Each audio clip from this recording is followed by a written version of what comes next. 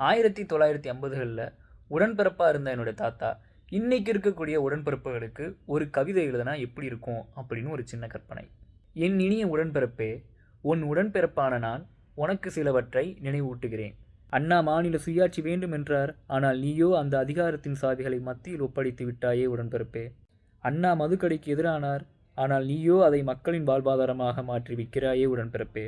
அண்ணா சாதி அழிய வேண்டும் என்றார், ஆனால் நீயோ சாதியை வாக்குப்பெட்டிக்குள் அடைத்தாயே உடன்பிறப்பே. அண்ணா ஊழல் தூரம் இருக்க வேண்டும் என்றார், ஆனால் நீயோ ஊழலுக்கு ஆதாரமாகி போய்விட்டாயே உடன்பிறப்பே.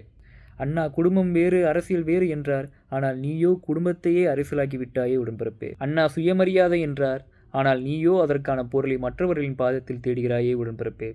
அண்ணா தமிழரின் துயரம் நம் துயரம் என்றார், ஆனால் நீயோ உன் தெருவில் மங்கள இசை ஒலிக்கிறது என்றாயே உடன்பிறப்பே. அண்ணா 7 கோடி தமிழர்களும் எழுந்து நடந்தால் அந்த கடலும் திடலும் அதிர்ந்தே தீரும் என்றார், ஆனால் நீயோ 7 கோடி தமிழர்களின் இன உணர்வை மட்டுப்படுத்தினாயே உடன்பிறப்பே. எங்களின் குரலாக எங்களின் வழிகளை இந்த உலகிற்கு கூற வேண்டிய நீயே எங்களின் குரல் வலைகளை நசுக்கிவிட்டாயே உடன்பிறப்பே.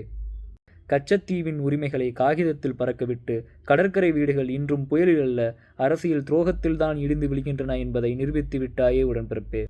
பல உடன்பிறப்புகளின் தியாகத்தால் கட்டப்பட்ட கோட்டையை துரோகத்தால் தகர்த்து விட்டாயே உடன்பிறப்பே.